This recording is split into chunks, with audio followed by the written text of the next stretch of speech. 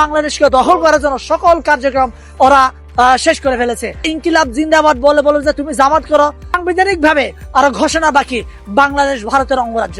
ভারতের সরকার কেন বাংলাদেশে পুশিং করছে? জয় বাংলা স্লোগান দিলে অনেকে বলে তুমি আওয়ামী লীগ হয়ে গেছো, বাংলাদেশের অবস্থা সিকিমের মতো হবে।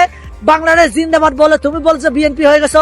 বাংলাদেশে সীমান্ত দখল হয়ে যাচ্ছে, বাংলাদেশে রাম মূর্তি নির্মাণ হচ্ছে এবং বাংলাদেশে গোবিন্দ প্রমাণিক ঢাকা পল্টনে বসে বলছে 64 জেলায় 64টা রাম মূর্তি স্থাপন করবে। ভারতের ময়ূক রঞ্জন বলছে বাংলাদেশে বাপেরও সাধ্য নাই যে রংপুরে রাম মূর্তি স্থাপন নিয়ে বাধা দিবে। এখন বাংলাদেশের বাপকে এটা প্রশ্ন হয়ে দাঁড়াইছে। এখন আমাদের বাংলাদেশের বাপকে এখন আমাদের সকলের প্রশ্ন হয়ে দাঁড়িয়েছে। তাহলে বাংলাদেশের বাপকে খুঁজে বের করে এখন সাধ্য আছে কিনা এই দেশের জনগণকে দেখতে হবে। এখন আমরা এখন আর্জেন্টিনা ম্যাচ জিতছে কিনা,